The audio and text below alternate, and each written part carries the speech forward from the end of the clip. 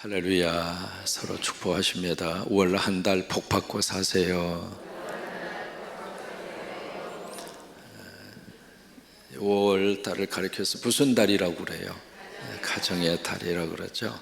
어린이날도 있고, 그리고 또 무슨 날도 있어요? 어버이날도 있고요. 그 다음에 또 무슨 날이 있어요? 스승의 날도 있고요. 또 무슨 날이 있어요? 예? 어떻게 하셨어요? 부부의 날도 있고요. 또 하나 날이 또 하나 있습니다. 성년의 날이 있습니다. 그래서 이 두 가지의 조직은 누가 세우셨느냐면 가정과 교회, 이 두 가지의 조직은 누가 세웠어요? 이게 아주 중요한 포인트입니다. 가정도 하나님이 세우시고 교회도 하나님이 세우시고. 그 이야기는 우리 가정을 누가 세우셨어요? 지금 아내를 누가 만나게 하셨어요? 여러분이 골랐지. 누가 만나게 하셨어요? 그렇게 믿고 사는 게 행복해요. 세월 지나면서 그때 그 사람, 그 여인의 품에 안겼어야 하는데 배렸어? 그러면 안 돼. 지금 살고 있는 이 남편을 누가 만나게 하셨어요? 하나님 만나게 하셨죠. 그러니까 우리 가정의 출발이 인간에게서 출발된 것이 아니라 하나님에게서. 여러분, 나를 이 세상에서 가장 잘 아는 분이 누구일 것 같아요? 나도 나를 잘 몰라버려. 내가 나를 잘 몰라. 그래서 무슨 행동을 하고 나서 내가 왜 그랬을까? 그랬지 말지 후회해요, 안 해요? 사람이 그래요. 나도 나를 잘 몰라요. 근데 나를 가장 잘 아시는 분은 누구일까? 하나님이세요. 내 미래도 아시고 내 과거도 아시고 그리고 내 현재도 아시고. 그래서 나를 가장 잘 아시는 하나님이 누구 만나야 행복하게 잘 살겠다고 하는 것을 가장 잘 아시는 그 하나님이 나로 하여금 너 이 사람 만나서 살아. 그래야 너 복 받고 살아. 그래야 네 인생이 펴진다. 그렇게 해서 지금 살고 있는 사람이 아내이고 남편이요. 아멘 하는 게 복 받는 거예요. 가정의 출발이 내가 아니라 누구예요? 하나님이라 이 말이에요. 늘 마음속에 그런 마음을 가지고 아내를 보시고 남편을 보시고 또 자녀도 마찬가지입니다. 우리 가정에 이 자녀를 누가 허락을 해 주셨을까? 어떻게 하다 보니까 태어났습니까? 그건 아니잖아요. 하나님이 내 가정에 이 자녀를 보내주셨고, 그래서 그 자녀가 공부를 잘하든 못하든 그 인생도 하나님의 손에 달려 있습니다. 그저 우리는 뭐 하는가? 기도하시면 돼요. 축복하시면 돼요. 하나님이 우리 자녀들을 귀하게 쓰시게 될 것이고. 왜요? 목적이 있어서 이 땅에 보내신 존재가 우리이지만 또 하나 하나님의 목적이 있어서 이 땅에 보냄받은 존재가 자식이에요. 하나님이 쓰셔요. 그게 아멘 좀 해줘요. 하나님이 쓰셔요. 그러니까 내 마음에 들든 안 들든 그건 내 생각이고 하나님 앞에 맡겨드리면서. 왜요? 그 자녀를 이 땅에 보내신 분이 하나님이시기 때문에. 교회도 마찬가지입니다. 이 교회를 누가 세우셨어요? 하나님이 세우셨어요. 그래서 하나님의 1번지 관심 1번지가 교회이고 가정이에요. 근데 이 둘의 관계는 아주 밀접한 관계를 가지고 있습니다. 교회의 분위기가 훈훈하잖아요. 그러면 가정의 분위기도 훈훈해요. 가정이 복잡하면 교회도 복잡해요. 이 둘은 뗄래야 뗄 수가 없습니다. 참 신기한 게 교회가 막 부흥이 되고요, 교회가 하나님의 복이 임하고, 아멘, 교회에 성령의 역사가 임하고, 그런 신기하게도 가정 안에도 그대로 그 분위기가 갑니다. 그래서 성도들이 하는 일들이 잘 되고, 제가 목회하면서 느끼는 거가 교인들이 이렇게 하나님으로부터 영적인 복도 받고 물질의 복도 받잖아요. 그러면 11조가 들어가는 거예요. 그게 어떤 역사에서 나타나게 되느냐면 교회 분위기가 내 삶의 전반적인 분위기를 영향을 미치게 되어 있습니다. 우리 성곽교회 섬기면서 한 달 동안 가정도 잘 되시고 교회도 하나님의 은혜가 임하고 그런 역사가 있게 되기를 주의 이름으로 축원합니다. 우리가 에베소서를 읽었습니다. 이 에베소서를 가리켜서 신약의 알프스라, 그렇게 별명이 그렇습니다. 스위스에 가시면은 알프스 산맥에 쭉 펴지게 되는데 거기에 우뚝 솟아있는 산이 하나 있습니다. 융플라우라고 하는 산입니다. 이 산이 해발 3,453m거든요. 굉장히 높이 솟아있는 이 산인데, 이게 스위스 여행하시는 분들의 관광 필수 코스 중에 하나거든요. 근데 등산해서 갈 필요가 없습니다. 거기에 올라갈 수 있는 특수 등산용 전철, 이 기차가 되어져 있어서 봉우리까지 데려다 줘요. 그 정상에 올라가는 그 길 자체가 얼마나 환상적인지 말이죠. 푸른 그 풀이 양쪽으로 쫙 그렇게 펼쳐져 있고, 우뚝 나무가 그렇게 자라고 있고요, 꽃이 그렇게 아름답게 피어 있습니다. 그리고 정상에는 만년설에 눈이 하얗게 쌓여져 있고요, 푸른 그 하늘 어떻게 아냐고요? 가봤으니까 알지. 에베소서가 그렇다고 하는 거예요. 신약이라는 이 알프스의 거대한 산맥 속에 여기에 융플라워가 솟아있는 것처럼, 이 에베소서 이 귀한 말씀 앞에 뭐가 솟아있는가? 믿음이 솟아있습니다. 여러분이 한 달 동안 여러분들의 믿음이 솟아있으면요, 그 믿음을 통해서 하나님이 멋진 인생의 경관을 하나님께서 펼쳐지게 하신다, 이 말이에요. 이번에 이제 에베소서를 같이 순례단하고 방문을 했습니다. 들어가는 입구에 누가 있는가, 누가의 묘가 있었다고 어제 장로님 소개해 드렸잖아요. 그 다음에 간 장소가 사도 요한의 무덤 현장이었습니다. 무덤이 실제로 있는 것은 아니고 무덤이 있었던 그 현장입니다. 거기에 요한의 그런 기념 교회당이 후대에 세워지게 됩니다. 이 요한은 예수님의 십자가상에서 7마디 가운데 요한에게 부탁한 말이 있습니다. 요한아, 내 어머니다. 그렇게 부탁하는 장면이 있죠. 그래서 요한이 예수님의 어머니 마리아를 요한이 돌봅니다. 돌보는데 에베소에 와서 마리아, 그 예수님의 어머니를 거기서 돌봐요.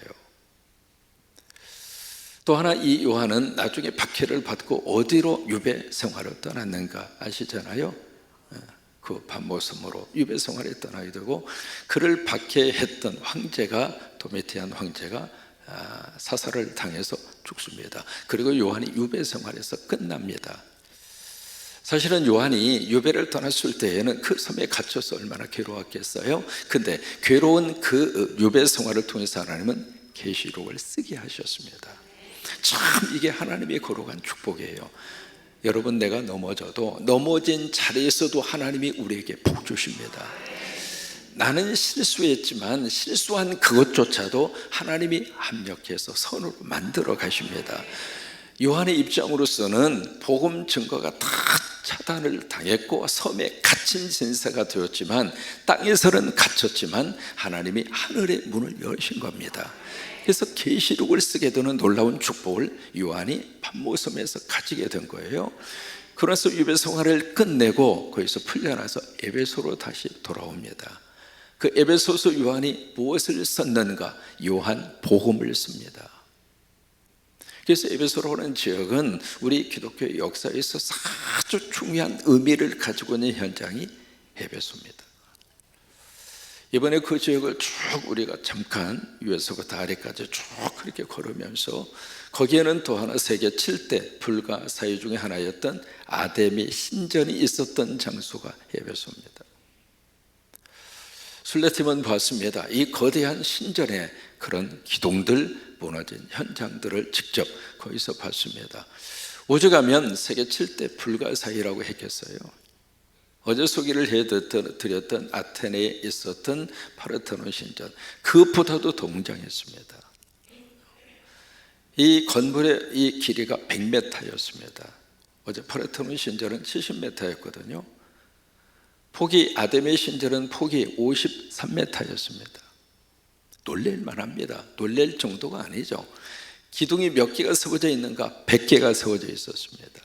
파르테논 신전은 50개였거든요.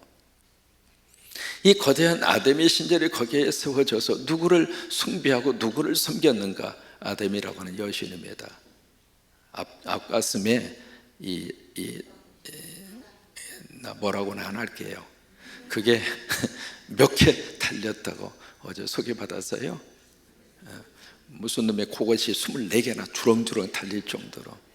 그래서 앞에다가 그 도롱도롱도롱해서 이렇게 그런 조각을 세워놓고 그 신을 섬기는 거예요. 그래서 그 아데비 신전에 여자 사제들이 그렇게 많았거든요. 공식적으로 여자 사제가 1000명이었습니다. 1000명의 여자 사제가 뭘 했는가? 종교라고 하는 이름으로 음란 행위를 합니다. 그게 에베소라고 하는 그 지역의 가장 중요한 문화를 이끌고 가는 바로 그 종교가 그런 신을 섬기고 있는 종교였다 이 말이에요. 어제 우리 그 에베소를 지나가면서 가이드를 통해서 우리가 소개를 받았습니다. 길에 가다가 갑자기 이렇게 줄이 쳐져 있는 부분 보신 분들은 아시잖아요. 그죠? 줄이 딱 쳐져 있는데 바닥에 뭐가 있었느냐면 발자국이 하나 있었습니다. 발자국 움푹 패여진 발자국. 그게 뭐라고 소개받으셨어요? 이게 창녀촌 들어갈 때 그 발로 딱 사이즈를 재는 거예요.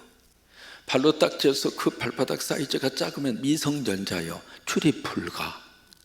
근데 그 발바닥 사이즈를 딱 재봐서 그 발바닥 사이즈에 딱 맞으면 출입 허가. 2000전 발바닥 도로변에 창녀촌 들어가는 입구에 딱 그게 지금도 나타나 있을 정도로 그 밑에 또 하나의 이마는 뭐가 있었잖아요. 그게 뭐라고 여러분 설명 들으셨어요? 어음이야, 어음. 지금 들어가고 나중에 돈 내라 이거예요. 저는 그것을 어디에서 또 봤느냐면 로마의 이태리에 가셔보시면 폼페이라고 하는 곳이 있습니다. 폼페이라고 하는 도시에도 똑같은 것이 바닥에 그렇게 되어 있습니다. 성적으로 문란한 장소였죠. 그들에게 편지를 보내면서 오늘 5장 18절에 뭐라고 말씀을 하시고 있는가? 자, 18절 같이 한번 고백하십니다. 시작. 술 취하지 말라. 이는 방탕한 것이니 오직 성령으로 충만함을 받아라. 왜 이 말씀을 주셨는가? 에베소 지역에 가서 딱 그 현장에 서 있으면 이해가 됩니다. 왜요? 그들은 뭔가 취해 있었습니다. 취해서 흥청망청. 그러다 보니까 술 취함 속에 그들이 살다가 보니까 가정이 온전했을까요? 아니면 가정이 우환이 끊임없이 일어났을까요? 술 취한 상태에 있으니까 부부의 관계가 제대로 정상적으로 부부의 관계가 원만하게 이루어졌을까요? 깨어져 있었을까요? 물어보나 마나죠. 그 도시에게 술 취하지 말라. 우리가 5월 가정의 달을 맞이하면서 하나님이 간절히 원하시는 하나님의 소원이 있습니다. 하나님이 만들어주신 우리 가정이 행복하기를 원합니다. 하나님이 만나게 하셔서 부부로 살고 있는 우리의 부부의 관계가 서로가 사랑하고 존중하고 아름다운 관계 속에 부부의 관계가 이어지기를 하나님은 간절히 원하십니다. 왜요? 하나님이 만나게 하셨으니까. 근데 그 가정을 흔들고 부부의 관계를 깨는 것이 무엇일까? 여기에 취하지 말라고 하는 거예요. 단순히 술이라고 하는 단어 하나로 끝나지 않습니다. 엉뚱한 것에 취하잖아요. 그리고 이상한 것에 취하잖아요. 그러면 가정이 흔들립니다. 가정이 흔들리면은요, 그 다음부터 이 세상의 모든 것들은 다 흔들리게 돼 있어요. 그래서 에베소에 있는 그 성도들에게 술 취하지 말라. 그 아담이라고 하는 신전을 중심으로 살고 있는 25만에서 30만의 거대한 도시를 형성하고 있는, 지금 이제 이번에 가보니까 좌측에 뭔가 이렇게 발굴하는 작업을 하고 있는 현장이 있었습니다. 그 현장이 2000년 전에 테라스 하우스를 만들어 놓은 현장을 최근에 발굴하고 있습니다. 그런 도시에게 지금 하나님께서는 술 취하지 말라. 왜? 술 취함의 결과는 방탕이다. 가정도 깨지고 자녀의 미래도 막히게 되고 그리고 부부의 관계도 깨지고. 그래서 그 다음에 하시는 말씀이 답으로 하나님이 주십니다. 오직 무엇을 받으라? 따라서 하십니다. 오직 성령 충만함을 받으라. 오직 성령 충만 받으라. 네, 성령으로 충만해야 부부의 생활을 원만하게 해나갈 수 있습니다. 성령 충만해야 가정이 든든하게 세워져 갑니다. 성령 충만해야 자식들이 잘 됩니다. 성령 충만해야 하나님의 복이 임합니다. 그게 아멘. 성령 충만함을 받으라. 지금도 마찬가지입니다. 여러분, 이 한 달을 사는 동안 성령으로 충만하셔서, 그게 아멘 하십시오. 성령으로 충만하셔서 세상에게 마음 뺏기지 마시고, 엉뚱한 것에 마음 거기다가 놓지 마시고 성령으로 충만하셔서 매일매일마다 우리가 기도합니다. 주여, 우리 자녀들에게 성령으로 충만하게 하옵소서. 우리 교회가 성령으로 충만하게 하옵소서. 예배 때마다 성령으로 충만하게 하여 주셔서 이 예배당에 오는 영혼마다 하나님의 영으로 불이 임하게 하여 주셔서 내 몸 안에 있는 병마가 떠나가게 하시고 악한 영이 떠나가게 하여 주시고 가정을 흔들려고 하는 이상한 사상과 생각에 우리가 물들지 아니하도록, 오 주여, 우리 가정에 성령의 역사와 능력으로 충만하게 부어주셔서 가정이 든든하게 세워져 가게 하시고. 지금 그 TV에서 나오는 드라마들, 요즘엔 드라마를 거의 안 봐요. 보고 싶지도 않고, 왜 결과가 뻔해. 여러분, 그래 안 그래요? 이 드라마의 내용들이 가면 갈수록 더 자극적이고요. 근데 이 현대 이 드라마라고 하는 것은 현대인들이 가지고 있는 문화와 현대인들이 가지고 있는 생각을 가장 누구보다도 잘 알고 있는 사람이 드라마 작가입니다. 그게 지금 우리 한국 사람들의 머릿속에 들어있는 생각이라 이 말이에요. 그걸 끄집어내서 드라마라고 하는 이름으로 사람들에게 자극을 주고 관심을 끌어서 드라마를 끌고 가는 게 그 사람들의 직업이라 이 말이에요. 다시 한번 우리가 교회로부터 우리 가정 안에 성령으로 충만해서 우리 교회 부부들이, 교회 가정들이 세상 앞에 보여줘야 할 내용이 있습니다. 뭐예요? 주변의 사람들이 여러분들을 보시면서, 야, 저 집은 우리 집하고 다르네. 어떻게 저 집은 저렇게 알콩달콩. 여보, 당신 만나서 행복해요. 그러면서 그냥 싱글벙글, 싱글벙글 좀 해보자고 지금. 싱글벙글. 그래서 너무 그 모습을 보면서 어떻게 저 집은 저렇게 사냐. 어떻게 저 집은 저렇게 서로 화목함 가운데 사냐. 저 집은 어떻게 서로 그냥 위해주고 챙겨주고 그러면서 그런 모습으로 사냐. 그 모습을 보면서 그들 속에 어떤 자극을 가질 수 있도록, 저 집이 예수 믿지. 저 집이 성광교회 나가지. 저 집이 예배를 중심으로 살고 있지. 그래서 그렇구나. 5월 한 달 동안 그런 역사가 임하기를 주의 이름으로 축원합니다. 그래서 성령 충만하라 그러면서 시와 찬송과 신령한 노래로 서로 화답하고 서로 감사하고 서로 그리스도 안에서 서로 복종하고, 그러면서 그 다음에 아내들아, 그 다음에 남편들아, 그러면서 가정에 대한 문제로 이 문제가 쭉 같이 흘러가고 있는 거예요. 하나님의 놀라운 복이 여러분 가운데 넘치기를 주의 이름으로 축복합니다. 그러면서 한번 보세요. 자, 19절입니다. 시작. 시와 찬송과 신령한 노래들을 서로 화답하고 세 가지가 나와요. 시, 찬송, 그리고 신령한 노래. 이게 찬송에 대한 종류입니다.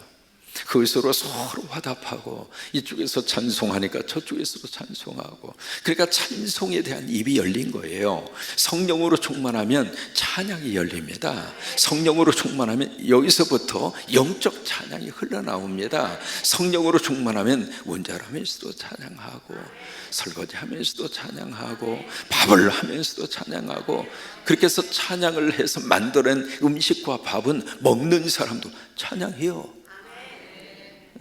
이게 찬양의 영성이에요. 그 다음에 오직 성령 충만을 받으라 그리하면 이게 다 연결이 되는 거예요. 19절에 너희 마음으로 주께 노래하며 찬송하며.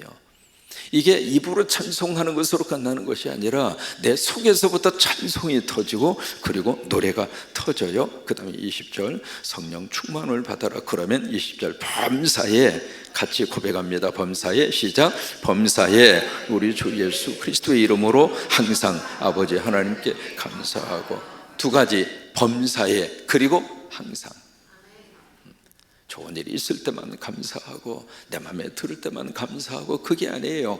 범사에 그리고 항상 하나님 앞에 그냥 감사하는 거예요. 내가 살아있음이 감사하고, 내가 아버지 예배당 올 수 있음이 감사하고, 섬길 수 있는 이 아름다운 제단이 있어서 감사하고, 좋은 성도들이 있어서 감사하고, 우리 좋은 장로님들이 있어서 감사하고, 헌신해 주시는 권사님들로서 감사하고, 좋은 우리 부교육자들이 있어서 감사하고, 할렐루야! 그냥 감사해요. 그냥 감사해요. 그게 성령 충만이에요. 21절 오직 성령 충만함을 받으라. 21절 그리하면 그리스도를 경외함으로 피차 어떻게 해요? 복종하게 될 것이다. 피차입니다. 일방적으로 복종을 요구하는 관계가 아니에요. 그러면서 20절 말씀에 가장 먼저 누가 나옵니까? 22절 가장 먼저 누가 나와요? 아내가 먼저 나와요. 순서적으로 왜 남편을 앞세우지 않고 아내들을 앞세울까? 이게 히브리적 사상입니다. 이게 유대인들이 가지고 있는 가족의 관계입니다. 유대인들은 남성 중심의 사회가 아니라 목의 중심 사회입니다. 그러다 보니까 여성을 앞세우는 거예요. 지금도 유대인들이 유대 여자하고 다른 나라 남자하고 결혼을 하잖아요. 그러면 그 사이에서 태어난 아이는 무조건 그 이스라엘 시민권을 줍니다. 근데 이게 거꾸로 남자는 유대인인데 여자가 유대인이 아니에요. 둘 사이에서 태어난 아이에게는 이스라엘 시민권을 얻기가 얼마나 어려운지 모릅니다. 왜 그런 줄 알아요? 모세를 길러낸 것은 누구예요? 엄마라 이 말이에요. 우리 자녀들을 하나님의 사람으로 잘 길러낼 수 있는 것을 그들은 누구라고 생각했는가? 아버지보다는 엄마라고 생각한 거예요. 여러분, 사무엘을 길러낸 것은 누구예요? 엄마. 누구예요? 한나. 사무엘의 아빠 이름 기억하세요? 아빠 이름 모르잖아 지금. 엄마만 기억하잖아요. 왜 그래요? 그게 히브리인들의 사상이에요. 아빠의 역할이 없다 그 말은 아닙니다. 그러나 적어도 어머니 품에서 하나님이 기뻐하는 자식들로 하나님을 길러내신다 이 말이에요. 성광의 어머님 여러분 자녀들이 사무엘이 되게 하시고, 여러분의 자녀들이 멋진 모세가 되게 하시고, 여러분의 자녀들이 멋진 하나님의 사람으로 자라날 수 있도록 엄마의 눈물과 엄마의 기도와 엄마의 무릎 꿇음이 자식들의 미래를 열어가는 열쇠가 될 것입니다. 그래서 가정 안에서도 여기에 아내들아 이게 먼저 나오는 거예요. 22절 같이 읽습니다. 아내들이여 자기 남편에게 복종하기를 주께 하듯해라. 이는 남편이 아내의 머리됨이 그리스도께서 교회의 머리됨과 같으매니 그가 바로 몸의 구주이시니라. 그러므로 교회가 그리스도에게 하듯 아내들도 범사에 자기 남편에게 복종할지니라. 이게 아담의 신전에서요 그런 성적 문란내유가 있는 그 문화와 그 사회 속에서 하나님은 여인들에게 자신들이 지켜야 할 삶의 자리가 무엇인가라고 하는 것을 알려주시는 거예요. 이것은 누구 힘으로 되지 않습니다. 성령으로 충만할 때 가능합니다. 그러면서 그 다음에 남편들에게 말씀을 하시잖아요. 오직 성령 충만함을 받으라. 그리고 25절 남편들아 같이 한번 읽습니다. 남편들아 아내 사랑하기를 그리스도께서 교회를 사랑하시고 그 교회를 위하여 자신을 주심같이 해라. 지금 이 에베소서에 있는 말씀이 가정과 교회를 늘 같이 지금 가는 거예요. 떨어져 있는 것이 아니라 하나라고 하는 거예요. 그러니까 가정을 대하는 모습이나 교회를 대하는 모습이나 똑같이 하라고 하는 거예요. 따라서 하십니다. 교회에서 은혜 받고 가정에서 은혜를 적용하고 그렇게 되는 거예요. 그러니까 교회에 와서 말씀 받고 그 말씀을 적용하는 현장은 가정이에요. 가정에 가서 먼저 풀어놓으세요. 사랑하라. 그 말씀이 은혜가 됐으면 남편에게 사랑하고 아내에게 사랑하고 자식에게 사랑을 쏟아 부어라 이 말이에요. 교회에서 뭔가 하나님으로부터 받은 은혜가 있으면 찬양을 들으면서 내 안에 눈물이 쭉 흐르면서 뭔가 감동이 있잖아요. 그 받은 감정을 다른 데다가 쏟는 것도 중요하겠습니다만은 가정 안에 가서 내 식구들에게 그 마음을 그대로 보여주고 그것을 가정 안에서 거기다 풀어놓아야 할 가장 중요한 첫 번째 대상이 가정이라 이 말이에요. 그러면서 26절의 말씀이에요. 같이 읽어갑니다. 이는 권물로 씻어 말씀으로 깨끗하게 하사 거룩하게 하시고 자기 앞에 영광스러운 교회로 세우사. 지금 남편들 하면서 교회 이야기만 계속 하잖아요. 아내들하고서 또 교회 이야기만 계속 하잖아요. 28절 시작. 이와 같이 남편도 자기 아내 사랑하기를 자기 자신과 같이 할지니 자기 아내를 사랑하는 자는 자기를 사랑하는 자니라. 그러면서 이 말씀이 32절로 이어집니다. 32절 시작. 이 비밀이 크도다. 나는 그리스도와 교회에 대하여 말하노라.